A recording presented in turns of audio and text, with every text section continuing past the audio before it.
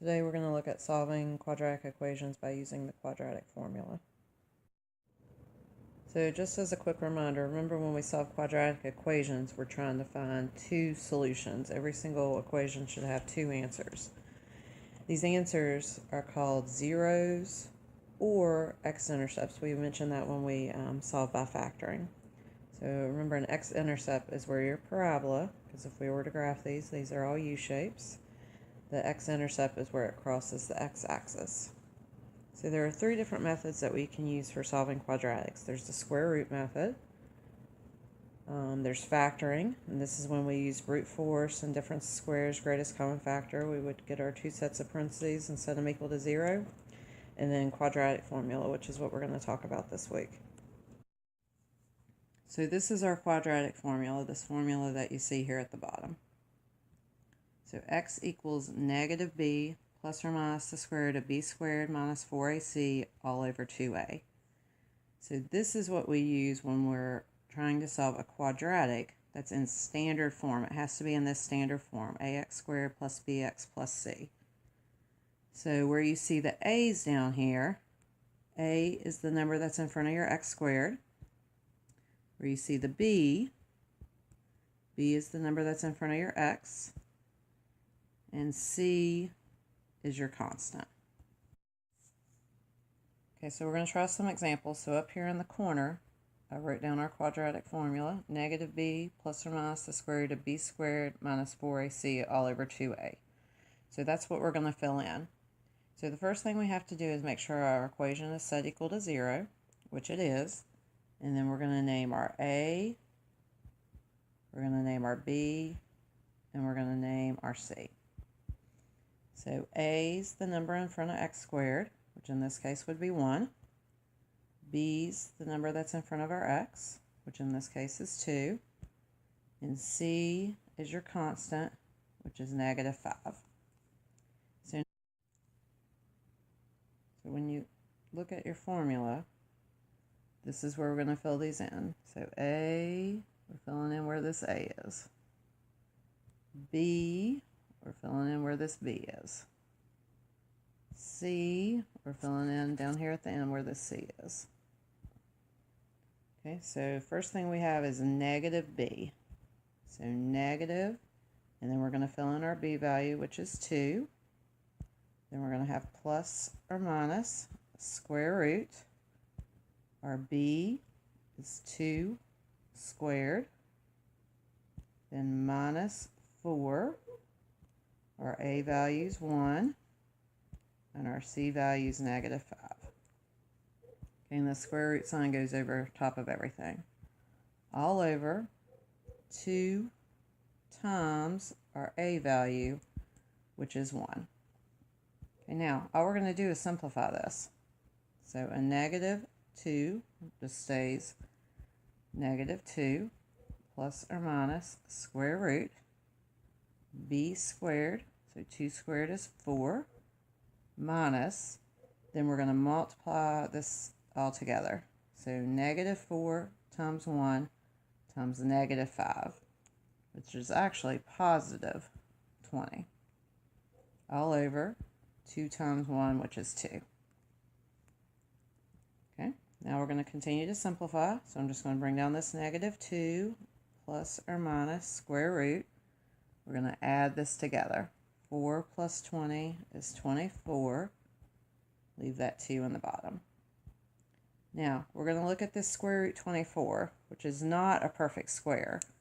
So we're going to come over here to the side, and we're going to make a factor tree. So that's 4 times 6.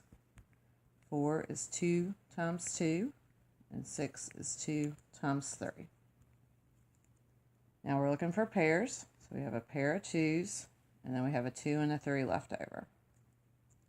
So we're going to carry over this negative 2, plus or minus, but this square root 24, we're going to replace with our pair of 2's, and our 2 and 3 left over will give us 6. Leave that 2 in the denominator. Now we're just going to look and see if we can simplify. So we're going to look at our whole numbers out here. We have a negative 2, a positive 2, and a 2. So 2 will go into all those. So negative 2 divided by 2 is negative 1. 2 divided by 2 is also 1. So plus or minus 1 square root 6. 2 divided by 2 down there is 1. Well, we really don't need that 1 in the denominator, because if you divide by 1, it doesn't change anything. So we're just going to leave this negative 1 plus or minus the square root of 6. Okay, let's try another example. So once again, your equation has to be set equal to 0, which this one is. So we're going to start by naming our A, our B, and our C, so we can plug into our formula. So A is the number in front of x squared, which is 4. B is the number in front of your x. Notice this time it's a negative, so negative 2. And C is your constant at the end, which is negative 10. Okay, so we're going to fill in. So the formula says negative, and then B. Our B was negative 2. And then it says, that's a negative, plus or minus big old square root sign. So B squared, so negative 2 squared, minus 4 times our A value, which we said was 4, times our C value, which is negative 10. And then once again, this square root goes over everything here. All over 2 times our A value, which is 4. So now we're just going to simplify. So we're going to start with this negative 2, which will give us positive 2, plus or minus, big old square root sign. Negative 2 squared is 4. Then we're going to say minus 4 times negative 10. So negative 4 times 4 is negative 16, times negative 10 is positive 160. All over the bottom here, 2 times 4, which will give us 8. Okay, so we're going to continue to simplify. So I'm just going to bring down this 2, and then our plus or minus square root. Then we're going to say 4 plus 160 is 164, and leave that 8.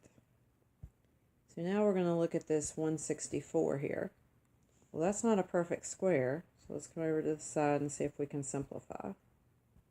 So we could say 4 times 41 will give us 164. And we can break down that 4 into 2 and 2. 41 we can't break down. So we're going to say this is equal to 2 plus or minus. In place of this square root 164, we're going to say, well, we have a pair of 2's with a 41 left over. So 2 square root 41. Leave that 8 in the denominator. Then we're going to look at all these and say, well, is there any way that we can simplify this some more? So let's look at the 2 out in front, this 2 out in front, and this 8. Well, 2 will go into all those.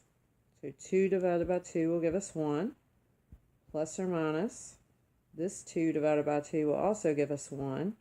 Leave the square root 41. And in the denominator, 8 divided by 2 will give us 4. This is our answer.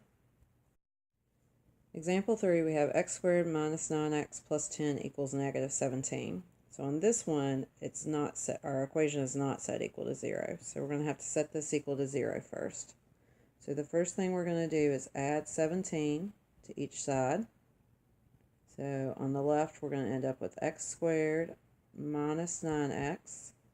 And then 10 plus 17 will give us plus 27 equals 0. Now we can name our A, B, and C.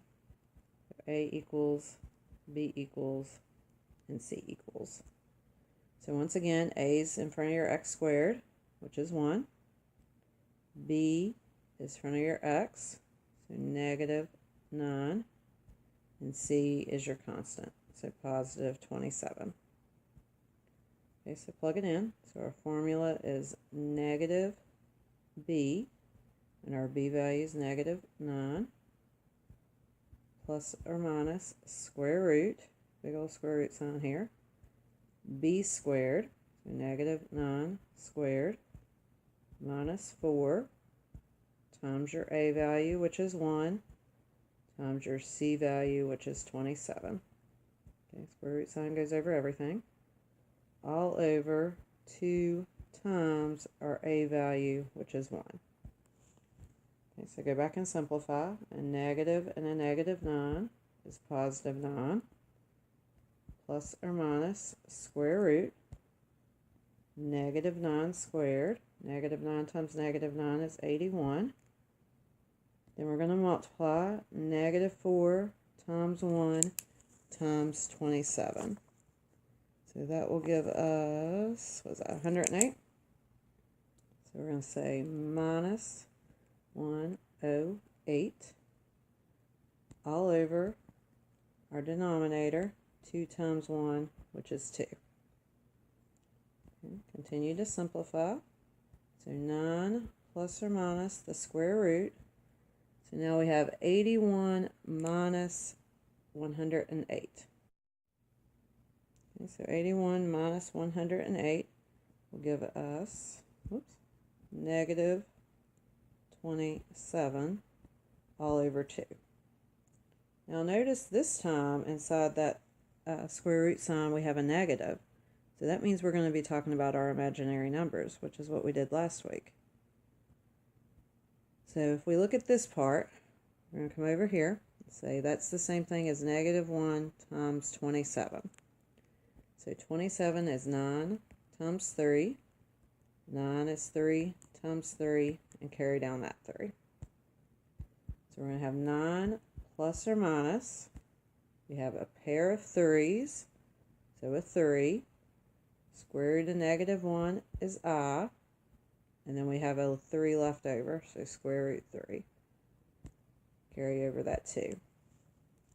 Now if we look this time, there's not a number that goes into 9, 3, and 2 other than 1, so this will be our final answer.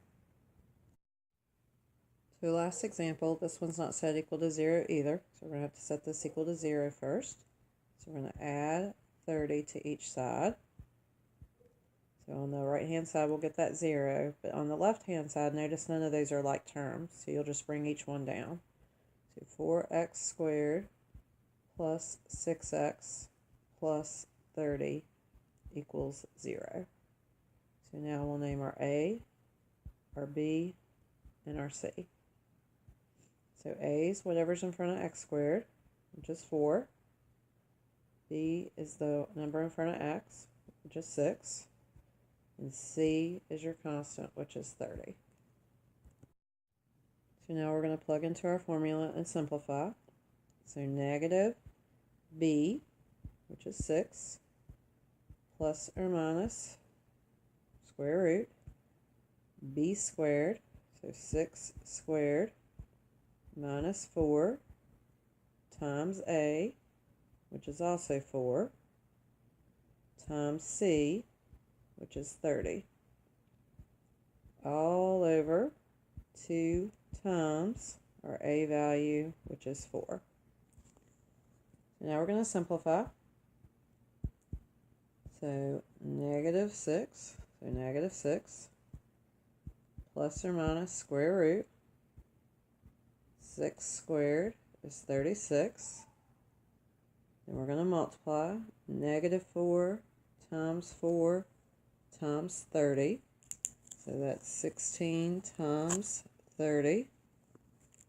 So that will give us negative 480 all over 2 times 4, which is 8. Okay, and then we'll continue to simplify. So we'll bring down that negative 6 plus or minus square root. So now 36 minus 480 will give us negative 444. We'll leave that 8 equals. So we'll carry over that negative 6 plus or minus. Now, square root of negative 444. So 444 is not a perfect square, so let's simplify. So that's the same as negative 1 times 444. Well, that's the same as 4 times 111. 4 is 2 times 2. 111 is 3 times 37. So we have a pair of 2's. So we'll carry out a 2. We have a square root of negative 1, which is our I. We have 3 and 37 left over, so 3 times 37 is 111. We'll just carry over that 8. So now, see if we can simplify anymore. So is there a number that goes into 6, 2, and 8, which is 2. So divide each one. So negative 6 divided by 2 is negative 3, plus or minus. 2 divided by 2 is 1. Leave the square root of 111. And then 8 divided by 2 is 4. And that's our final answer.